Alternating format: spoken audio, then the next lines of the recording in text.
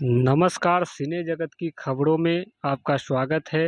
नीलम गिरी और सत्येंद्र सिंह अभिनीत भोजपुरी फिल्म मनमोहिनी बहुत जल्द आर्या डिजिटल ओटीटी पर होगी एक्सक्लूसिव रिलीज। अभिनेत्री नीलम गिरी और अभिनेता सत्येंद्र सिंह अभिनीत भोजपुरी फिल्म मनमोहिनी बहुत जल्द भोजपुरी का पहला और भोजपुरी का नंबर 1 आर्या डिजिटल ओटीटी पर एक्सक्लूसिव रिलीज की जाएगी।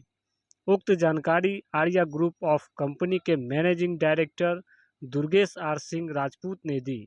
उन्होंने बताया कि फिल्म की रिलीज को लेकर तैयारियां पूरी कर ली गई है। यह एक पारिवारिक और मनोरंजक फिल्म है जो भोजपुरी दर्शकों के पसंद के अनुरूप बनी है। फिल्म में अभिनेता सत्येंद्र सिंह और बिग बॉस फेम अभिनेत्री नीलम गिरी की जोड़ी दर्शकों को देखने को मिलेगी।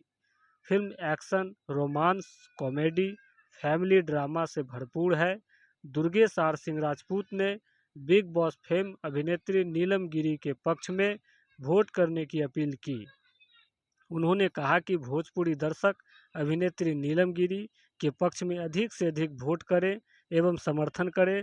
इस फिल्म के निर्माता रविंद्र सिंह एवं निर्देशक रितेश ठाकुर है।